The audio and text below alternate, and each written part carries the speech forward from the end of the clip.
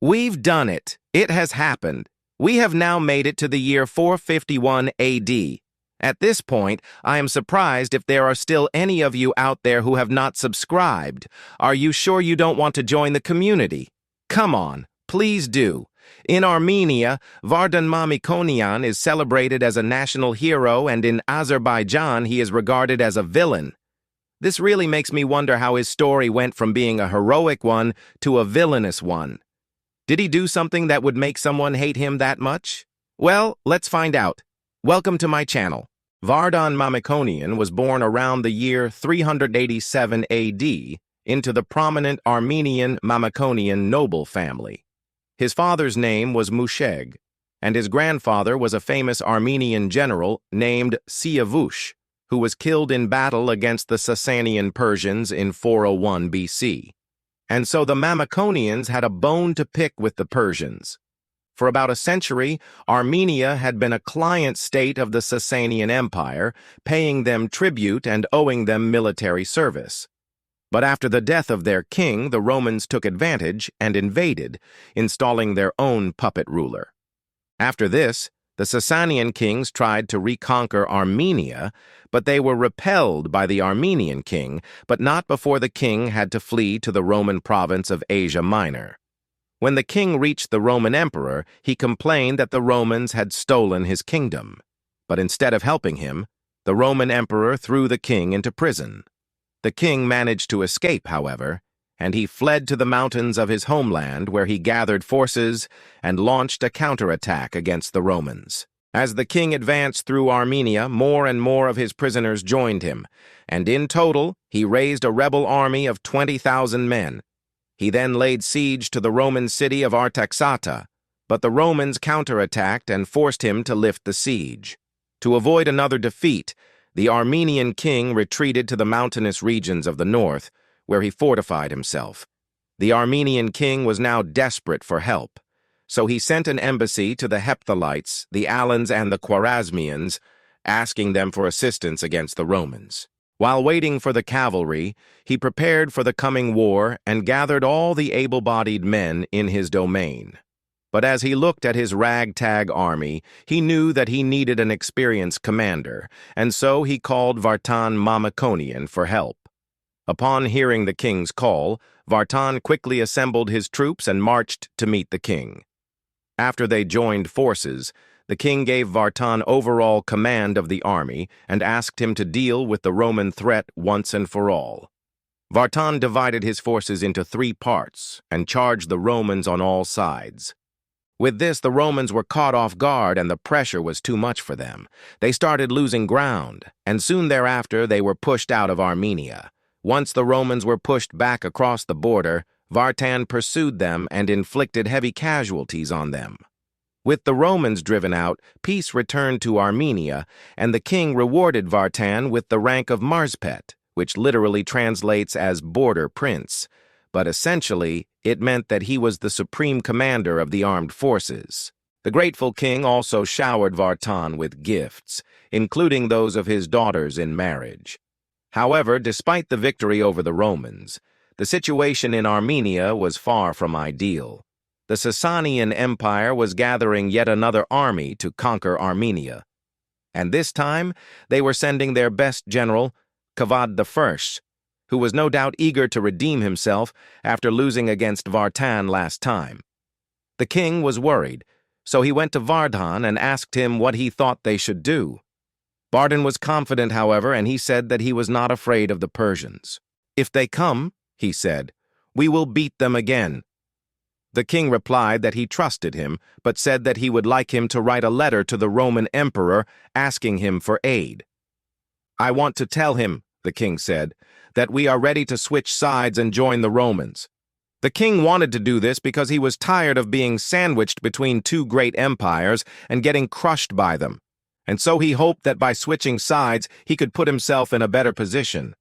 But when Vardan heard this, he replied, "You have a big army, and you can fight your own battles. Why should we side with the Romans when we have just beaten them? Besides, I know for certain that our valiant warriors would not accept being under the rule of a foreign king." Upon hearing this, the king realized that siding with the Romans was indeed a bad idea.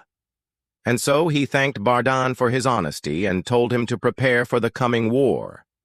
And so while the Sasanians were on their way, Vardan divided his army into several parts and stationed them in different locations throughout the country. He also asked neighboring Caucasian Iberia to send him some archers to help him defend the mountain passes.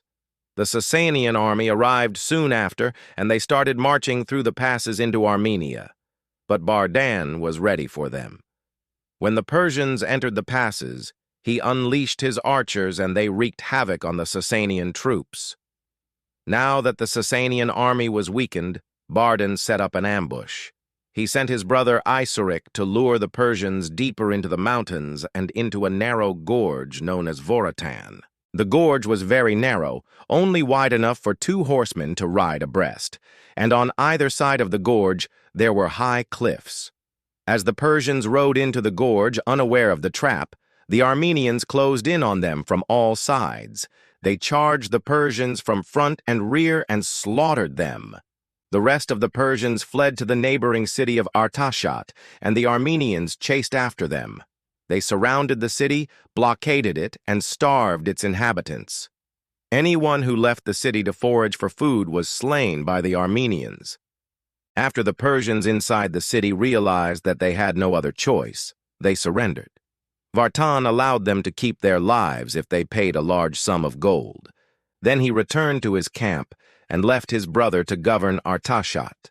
While this was happening, the Sasanian king got word of these defeats, and he decided to raise another army and take Armenia once and for all. He entrusted the command of this new army to his son, Peroz I, and sent him into Armenia. Peroz advanced through the country with his army and camped by the river Arpa. Vardan got word of this and marched to meet the Persians. He found them by the river and attacked them. The Sasanian army was taken by surprise and was routed.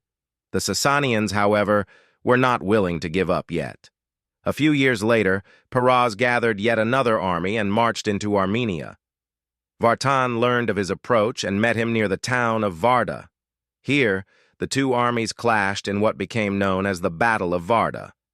The fighting was fierce, and neither side could gain the upper hand.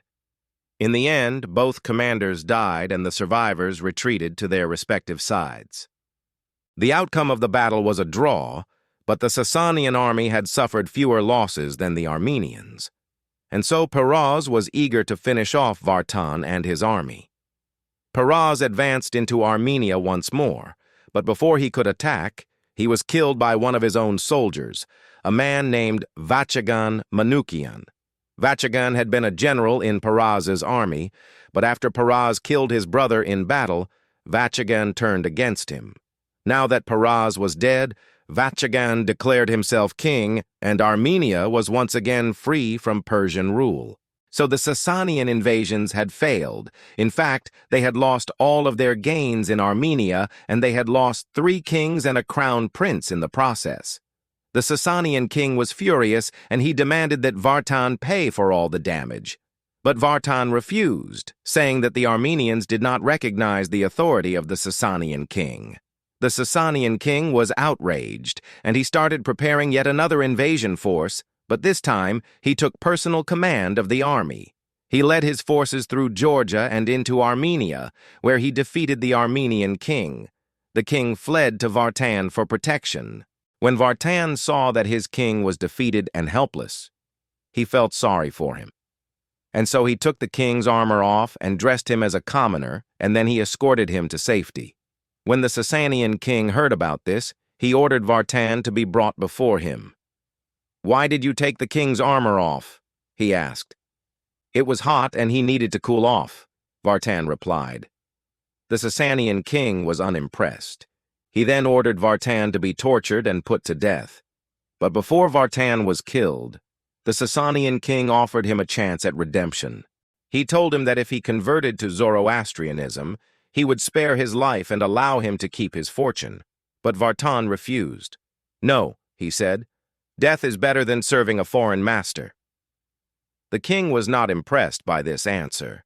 and so Vardan was executed in the year 451. After this, the Sasanian king plundered Armenia, but after he had taken all he could, he returned home. From that day on, the Sasanian kings never invaded Armenia again. So what caused such hatred towards Vardan Mamikonian? Well, it probably comes from the fact that while Vardan is a hero in Armenia, he is a villain in Azerbaijan. You see, over the centuries, most of Armenia came under the control of Azerbaijan, and so the Azerbaijanis consider Vardan responsible for the loss of their territory. Additionally, the village where Vardan is buried is located in present-day Azerbaijan, and the Azerbaijanis have built a mosque on top of his tomb. And so it seems likely that the spread of Islam in the region may also play a role in the negative portrayal of Vardan. As always, thanks for watching. Subscribe if you're not already subscribed, and I shall see you next time.